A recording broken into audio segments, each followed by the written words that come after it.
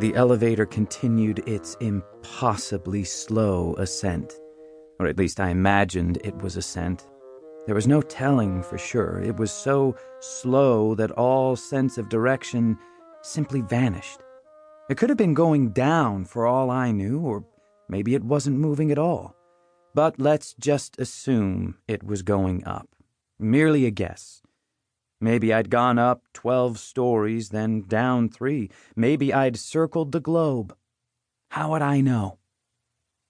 Every last thing about this elevator was worlds apart from the cheap, die-cut job in my apartment building, scarcely one notch up the evolutionary scale from a well bucket.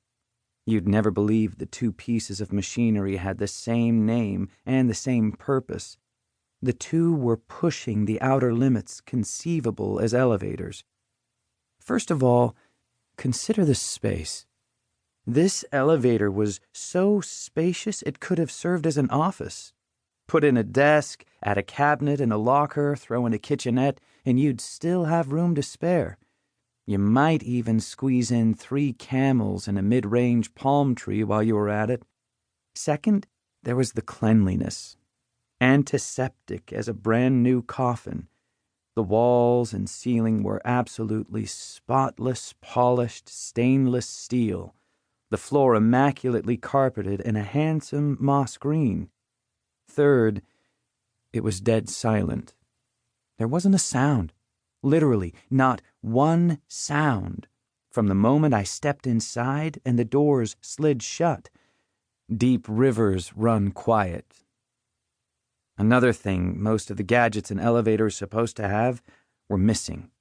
Where, for example, was the panel with all the buttons and switches? No floor numbers to press, no door open and door close, no emergency stop.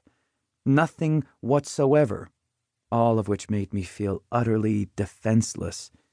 And it wasn't just no buttons. It was no indication of advancing floor. No posted capacity or warning, not even a manufacturer's nameplate. Forget about trying to locate an emergency exit. Here I was, sealed in. No way this elevator could have gotten fire department approval. There are norms for elevators, after all. Staring at these 4 blank stainless steel walls, I recalled one of Houdini's great escapes I'd seen in a movie. He's tied up in how many ropes and chains, stuffed into a big trunk which is wound fast with another thick chain and sent hurtling, the whole lot, over Niagara Falls. Or maybe it was an icy dip in the Arctic Ocean. Given that I wasn't all tied up, I was doing okay. Insofar as I wasn't clued in on the trick, Houdini was one up on me. Talk about not clued in. I didn't even know if I was moving or standing still. I ventured a cough, but it didn't echo anything like a cough. It seemed flat, like clay thrown against a slick concrete wall. I could hardly believe that dull thud issued from my own body. I tried coughing one more time. The result was the same. So much for coughing. I stood in that hermetically sealed vault for what seemed an eternity. The doors showed no sign of ever opening. Stationary in unending silence. A still life. Man in elevator. I started to get nervous. What if the machinery had malfunctioned?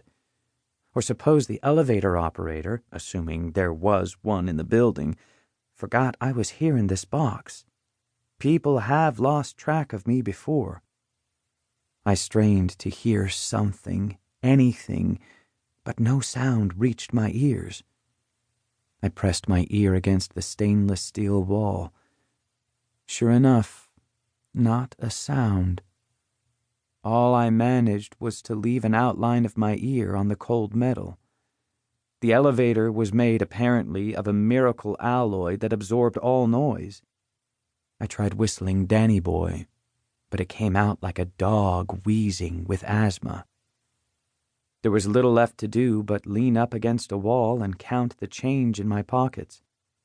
For someone in my profession, knowing how to kill time is as important a method of training as gripping rubber balls is for a boxer, although in any strict sense it's not killing time at all. For only through assiduous repetition is it possible to redistribute skewed tendencies.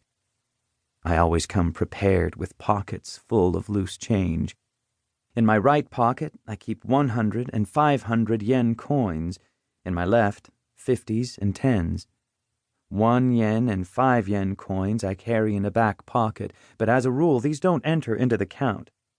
What I do is thrust my hands simultaneously into both pockets, the right hand tallying the 100s and 500s, in tandem with the left hand adding up the 50s and 10s.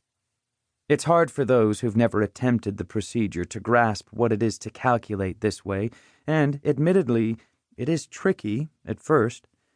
The right brain and the left brain each keep separate tabs, which are then brought together like two halves of a split watermelon.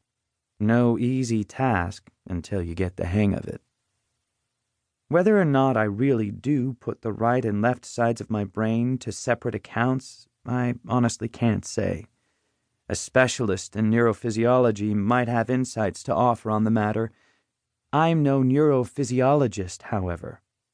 All I know is that when I'm actually in the midst of counting, I feel like I'm using the right side and left side of my brain differently. And when I'm through counting, it seems the fatigue that sets in is qualitatively quite distinct from what comes with normal counting.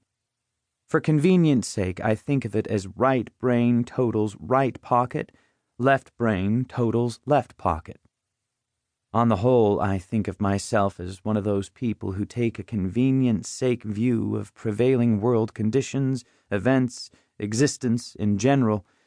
Not that I'm such a blasé, convenience sake sort of guy, although I do have tendencies in that direction, but because more often than not, I've observed that convenient approximations bring you closest to comprehending the true nature of things.